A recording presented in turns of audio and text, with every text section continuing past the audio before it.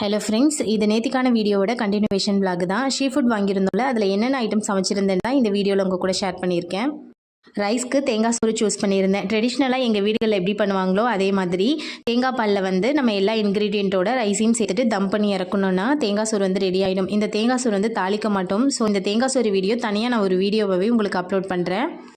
Next நண்டு gravy பண்ணியிருந்தேன். நண்டு கிரேவி வீடியோ நம்ம சேனல் ஆல்ரெடி இருக்குது, உங்களுக்கு வேணும்னா செக் பண்ணி பாருங்கள். அதுக்கப்புறமா நம்ம தேங்காய் சோறுக்கு ஒரு அல்டிமேட் காம்பினேஷனாக அது கருவாட்டானம் தான். ஸோ நானும் கருவாட்டானம் தான் பண்ணியிருந்தேன். முருங்கைக்காய், கத்திரிக்காய், உருளைக்கிழங்கு, இறால், கருவாடு எல்லாமே சேர்த்துட்டு தேங்காய் பாலில் தான் இந்த கருவாட்டானம் வந்து செஞ்சுருந்தேன். டேஸ்ட் வந்து சூப்பராக இருக்கும் அப்படிங்கிறதுக்காக. ஃபைனலி ரைஸும் வந்து ரெடி ஆகிடுச்சு. கொஞ்சம் லைட்டாக குழஞ்ச மாதிரி இருந்தால் சாப்பிட்றதுக்கு நல்லா இருக்கும். அடுத்தது கனவா கிரேவியுமே பண்ணிட்டோம். ஏன்னா நண்டு கனவாலாம் நல்லா ஃப்ரெஷ்ஷாக சாப்பிட்டா தான் சூப்பராக இருக்கும் அப்படின்னு சொல்லிட்டு.